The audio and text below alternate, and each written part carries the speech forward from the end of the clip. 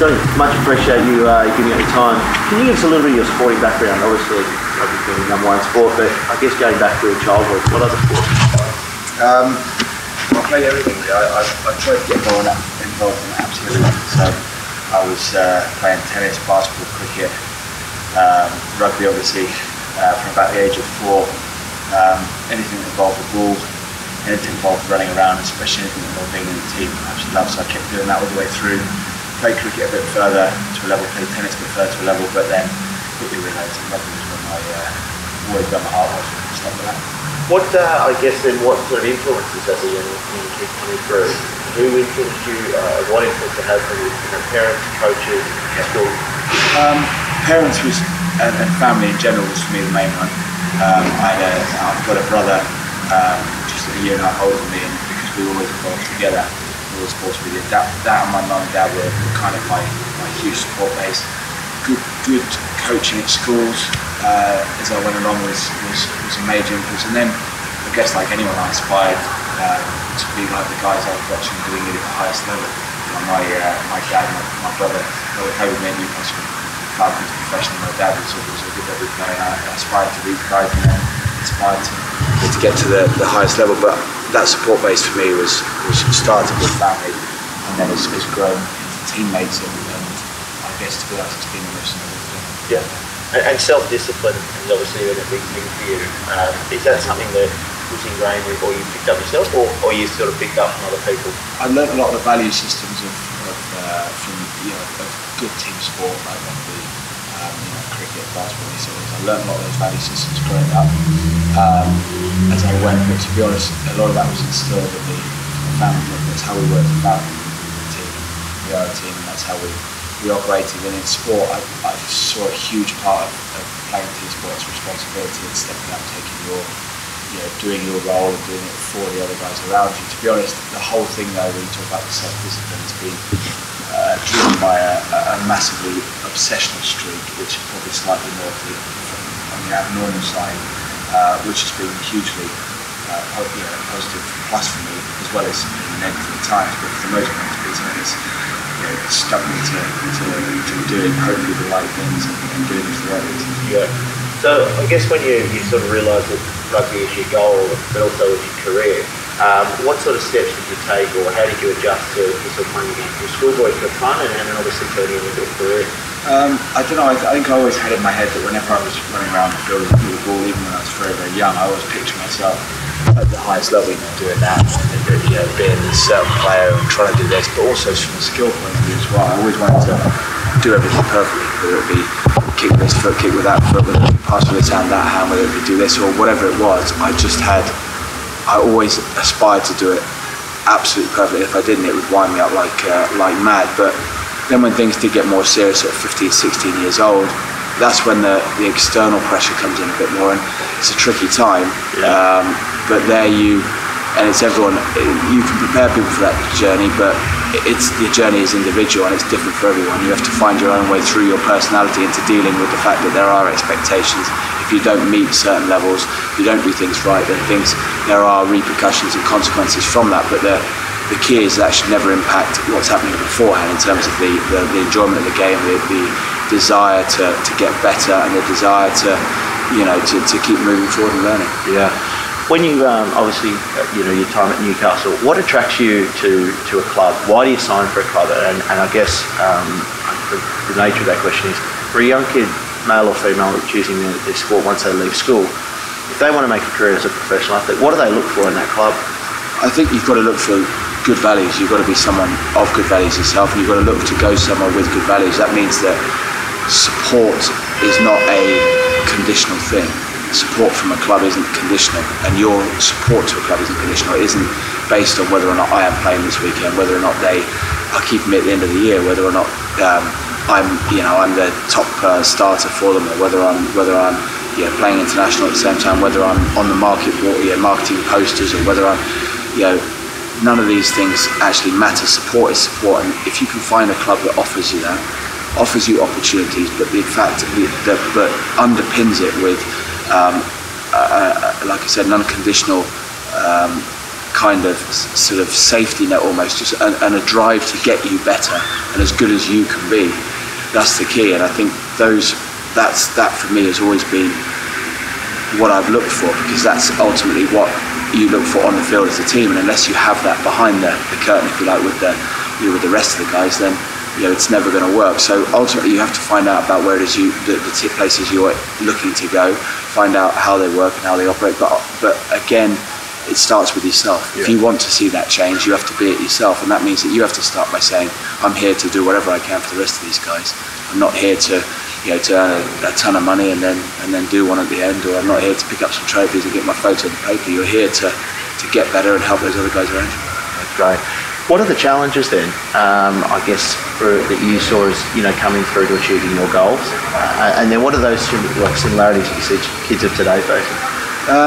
The challenges are always the uncontrollables. Those are the biggest ones. The other stuff is part of the love of it. Being able to go out there and get a ball and try things and get better is brilliant. It's when you come up against not being picked for teams. It's when you come up against playing in a team when maybe you're not being given the opportunity to do what you love doing. Comes up when you come up against mainly selectional issues, injury, and kind of obstacles in your path, which are unforeseen and more uncontrollable, and that's there for everyone. I get numerous people getting in contact saying, look, I'm at this club, and how do I get to this level, and how do I do this, and how do I go from here to here? And the answer is, sometimes you just got to keep doing the right thing, and you got to keep believing. And that gap there, that path around the obstacle or over the obstacle, is often a leap of faith. Just to say, the challenge for me has not been, can I do it? It's a case of, can I keep doing what I believe is right, even though these things are happening, even though these difficult things come in? Because that's, whenever anything comes into your way, you ultimately have one of two choices. You either pack it in because it's too tough, or you continue to work harder and better and smarter and get better, learn and grow.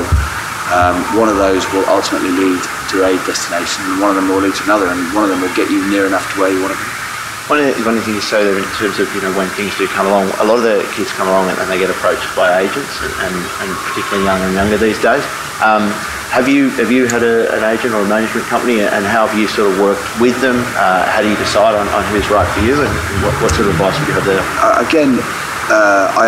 started with the same agent I've got now when I was 18, at the start of my professional career. So that's sort of 16, 17 years we've been together now. And it's trying to marry personalities, and ultimately it all comes down to a value system. The whole game of rugby and most other sports is based purely around respect, and that respect for yourself, for your team, for the way you perform, for everything, for the institution, for everything. You've got to have that kind of, in any relationship with an agent. It's huge. You've got to have trust and respect, and trust comes from that respect. So finding someone of the same values, finding someone that, it didn't take me long to find a guy, and it came a lot through reference. I've got friends and in the game as well, and that kind of started something. But then get to know these people, and see where they are. Some people, and there's no right or wrong. There's different motivations, but if you can get what motivates you, and you can find someone who is willing to go down that same path, and is willing to be motivated by the same things, that's not a bad start. Yeah, it's good too. You've obviously then been fortunate as an international rugby player to travel the world. What surprises you about rugby in terms of the people you meet, or the places you've been, or even countries that play rugby? What surprised you? I think for me there's two things with rugby. It's that respect thing as well. There's no other environment I've ever found such a bonding spirit. You just can't get the same thing anywhere else, because whether it's because there's contact involved in the game, because there's pressure, because there's this and this and this, there's something about rugby itself and the way that the game is played, the way that people view it. I mean, when you sat in a change room with the guys, you never lose that, no matter how far away you go, no matter how much older you get and how much time you spend apart. Whenever you meet up, you always have that, and it'll bond you together immediately. For me, the other side, the great thing about rugby as a game is that it's always different. And it will always keep developing. You always sort of think, geez, what more can I do? The only thing that can happen now is guys get bigger and quicker. But with that, and with rule changes, with people searching a bit further, talent and everything like that, it'll move on. It'll be a great sport to watch. And I've watched that evolve through my sort of 17 years in the game. We obviously with the Sporple, we're looking to promote kids and gives opportunities. If you're sort of talking to kids now, and obviously you say that the challenges, how to approach challenges, but what advice do you give, obviously, kids that do look up to you and do want to follow you in terms of the path? I think for me, I mean, like I said, I'm not saying that I have any of the answers, but I think I have two things which work pretty well.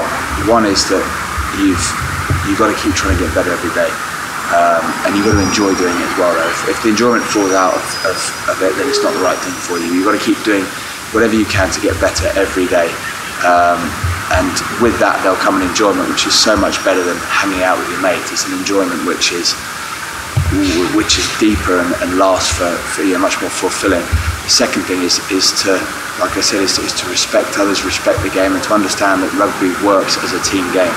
That means you've got to do everything you can to make the rest of the guys around you better and enjoy their role more. If you stick to those two things, you will tend to always be a player that people want around. And if you're a player that people want around and don't want to be without, then your career tends to go in the places you want it to. And so in a way, by helping everyone else get what they want to do, you end up getting what you want as well.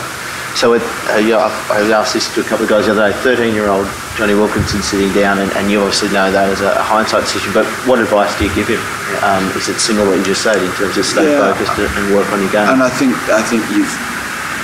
ultimately you've got no other choice but to trust those difficult times and to have faith, that conviction in who you are and what you want and how you want to go about getting it, the right values, and this conviction to that path and sticking to it no matter what is what drags you through the tough times. And once you get past those tough times, it's those experiences and sticking to it which give you the foundational strength to build so much more than you could ever thought possible. I think I'm like anyone else. Through my tough times in my career, I've sat there insecure as anything, short of confidence, worrying about this, that and everything, fear of failure, all the outcomes and everything happens to everyone.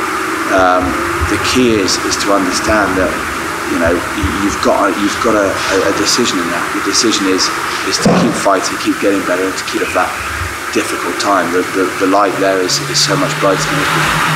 Jonny, very much appreciate your time. Outstanding, no problem. Thanks a lot.